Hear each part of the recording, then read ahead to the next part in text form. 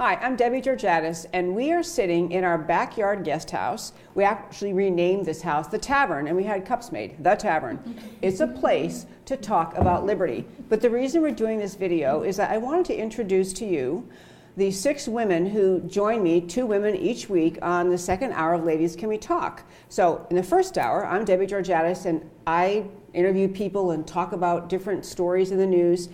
And in the second hour, I love that these ladies join me. In fact, sometimes they join me in the first hour too, just to talk about the stories of the day. And I want you to meet them. But first, I'll tell you just a little bit about myself. By background, I'm an attorney. I used to practice labor and employment litigation in California. And then I had a nice long span of stay-at-home mom years. And then I became involved in politics.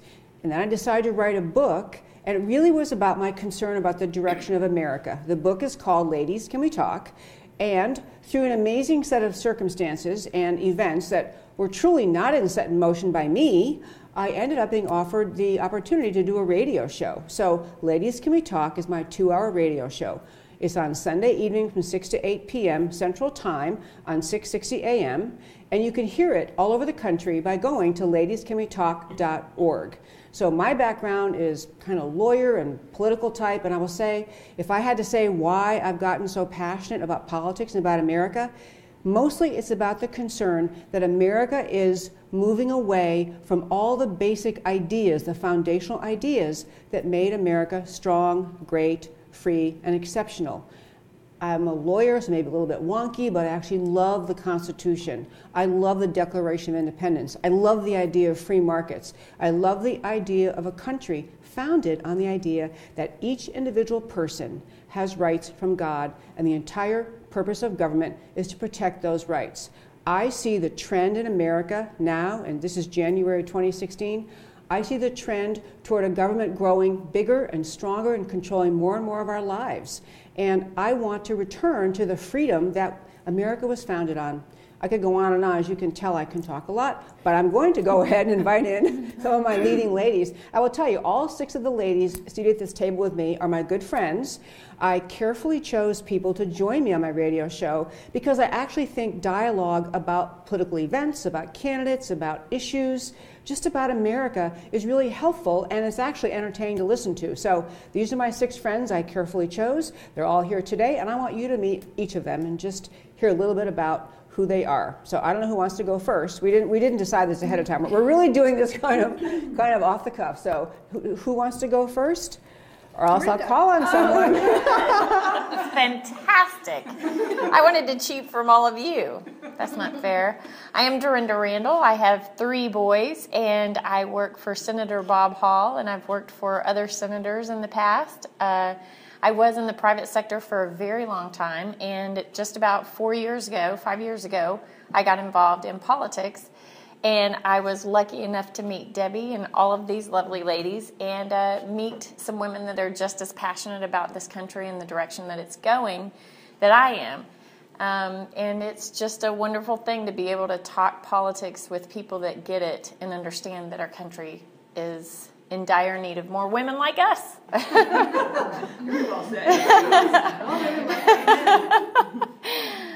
And that's it for me. Chris.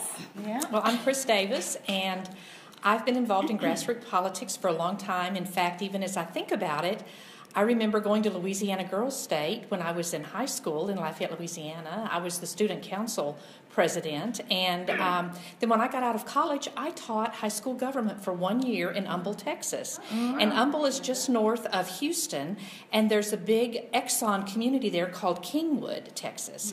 And so we had kids at Humble High School from Kingwood, and then it was the dopers and the ropers, they called them. It was the year that Jimmy Carter was elected, so we had candidates come and speak to the classes, and we even got a Socialist Workers' Party candidate. Wow. And it made it so interesting because we had all these kids from Kingwood whose parents were, worked for corporations. So unfortunately, I only taught government 1 year. I stayed at home as a stay-at-home mom for many years, and then when I went back to work, my husband told me that if I was going to be election judge and PTA and all this involvement, I needed to get paid to help send the kids to college. So I got a job and ended up working for a Dallas County government official, a commissioner, for 7 years. And so, that kind of gave me insight into local government. And, I've always been, for many, many years, an election judge, a precinct chair, and just worked to help educate and activate people. And in the early 90s, I got involved in a Republican Women's Club that was made up of women who wanted to teach other mothers how to save this world for our kids. And we didn't want to sit around and drink mimosas and meet politicians. We wanted to be involved. Yeah. And it was called Golden Quarter Republican Women. It's still active. It's still educating and activating women. And I think that we've got a lot of power. And, we just need to band together and have fun using it.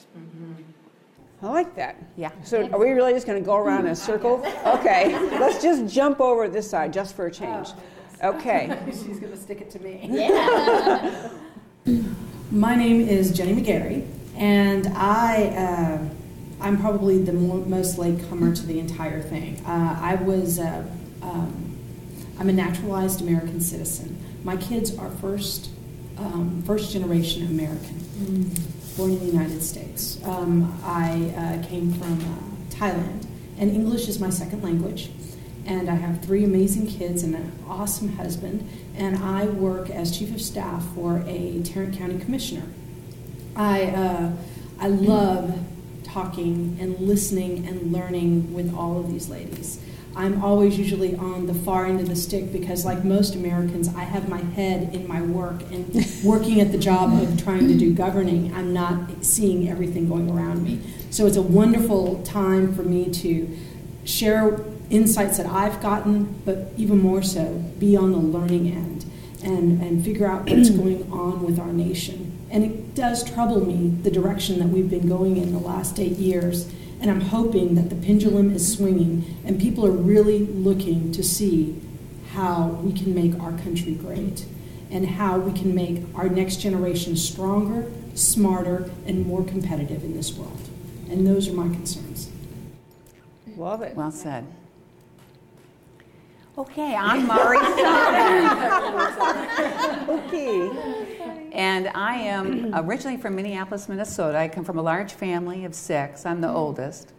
And I moved down to Texas in 1982 because my dear brother Bob gave me a job in his development business because my background is family business. We had a family business in Minnesota. And I love business, and I love the opportunities in business. And then from that, I'm also a lawyer like Debbie. I got very interested in real estate and real estate finance, and I went to work for Fannie Mae in their Southwest Regional Office as senior counsel. And then when my son was born, I hung up my shingle and did all the wonderful things that moms do. Help with the school and help with the teachers and go to the basketball games and just loved every aspect of staying at home and having that wonderful opportunity. But on 9/11, 2001, the world was rocked.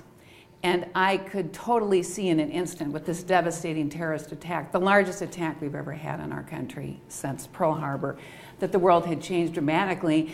And that's when I got politically active and really had to learn about what our government was all about. Because like a lot of people in our great country, I was working, I had a family, I had all kinds of things going on in my life that we all do, including grocery shopping, go to the grocery, all that stuff.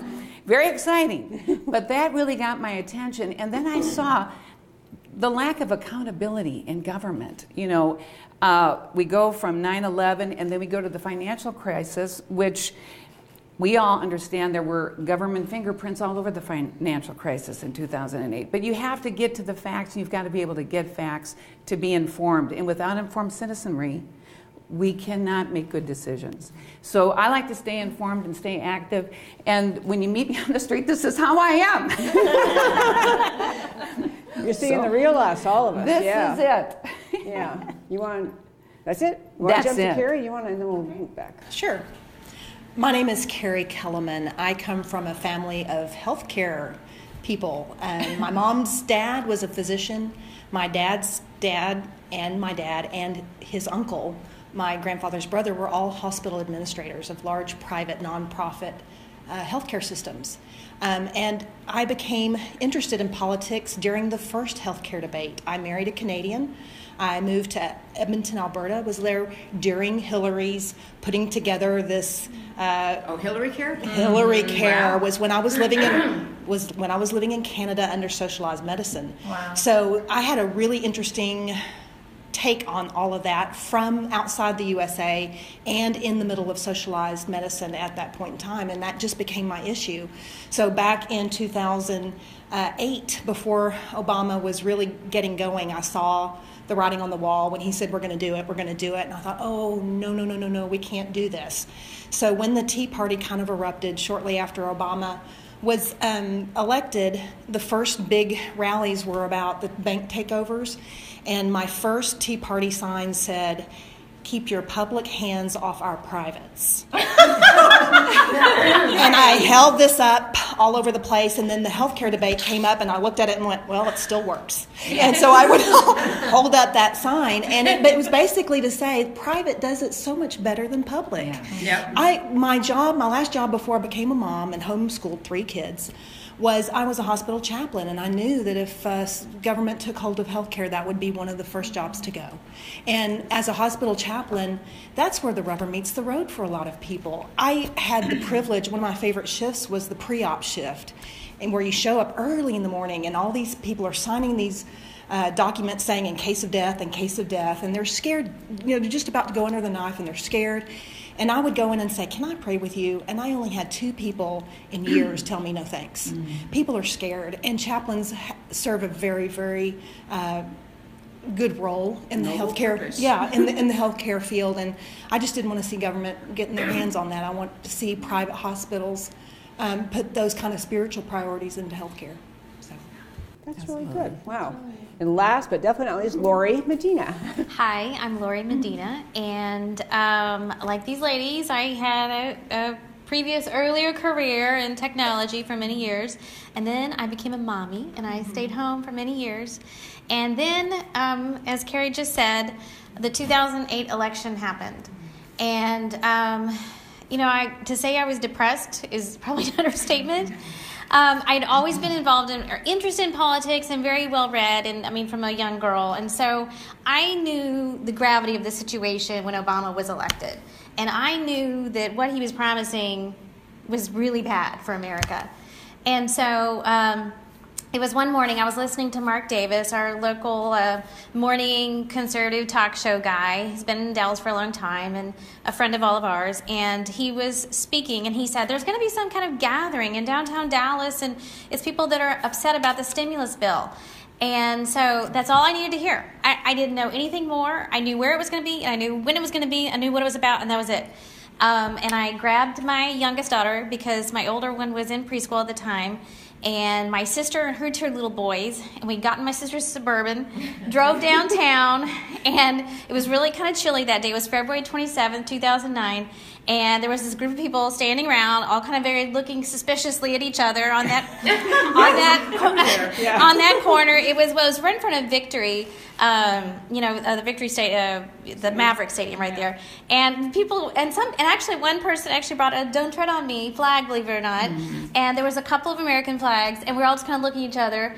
And there were a couple of guys that got up and spoke, and they were not very good speakers. They were not, eloquent by any means. But the point is that they weren't professional politicians, right, and they were authentic. Mm-hmm. And, the fact that they weren't great speakers was awesome. Mm-hmm. And that was really the calling on my heart, that was what I needed to be doing, was that I realized that to look to the Republican Party or to look to any politician to change America or save America, that wasn't going to work. That it had to be me. Us. Right. Us. And that really was what, I just felt God saying that to me that day, that it had to be me. It had to be people like us standing up and saying, we're going to do it. And so since then, after that, I went and started a tea party in my hometown and helped start tea parties across North Texas and many areas, and got to speak at lots of places and travel around the country and be involved in campaigns, and got to write a book and just a lot of exciting things. And anyway, so for my journey, this is a wonderful opportunity to be able to be on Debbie's show and to be with these ladies and to talk politics, because for all of us, it's a culmination of everywhere we've been kind of coming together in such a nice way. So this is awesome for us. Well, I'm glad you feel that way. I mean, I will say, we're going to wrap it up here, but I really appreciate all of these 6 of these ladies, just what they add to the just to the depth of conversation. And Jeni mentioned she has her niche, but everybody has their little areas, their niche they know, and we learn from each other. All of us do all the time.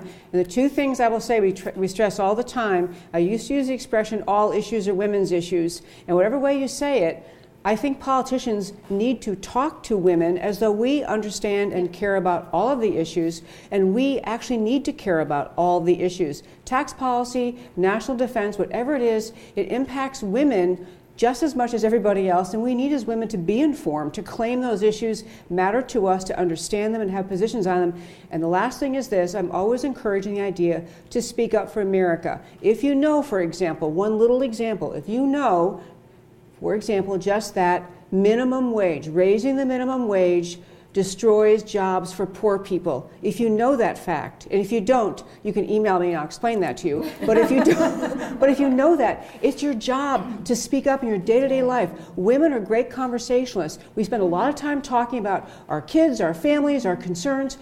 We need to talk about America in the same way we talk about our kids. Concern for it, protecting it, nurturing it, sharing truth about it, telling people wherever if you're standing in line at the grocery store, if you're waiting for the Girl Scout meeting to start, if you're talking to your Sunday school class, if people are talking about politics, be the one that brings truth and accuracy and light, because this is what really grassroots activism is all about. It's just basically about speaking up for America. So, this is the team of the leading ladies, and I hope you tune to Ladies Can We Talk every single week, and feel free to come to our website, ladiescanwetalk.org, full of good videos and postings about all sorts of things. We just want to be part of the solution to bringing America back to its roots, back to what it's supposed to be. So it's going to be a great country for your grandchildren's grandchildren's grandchildren. I'm Debbie Georgatos, and this is the Ladies Can We Talk team.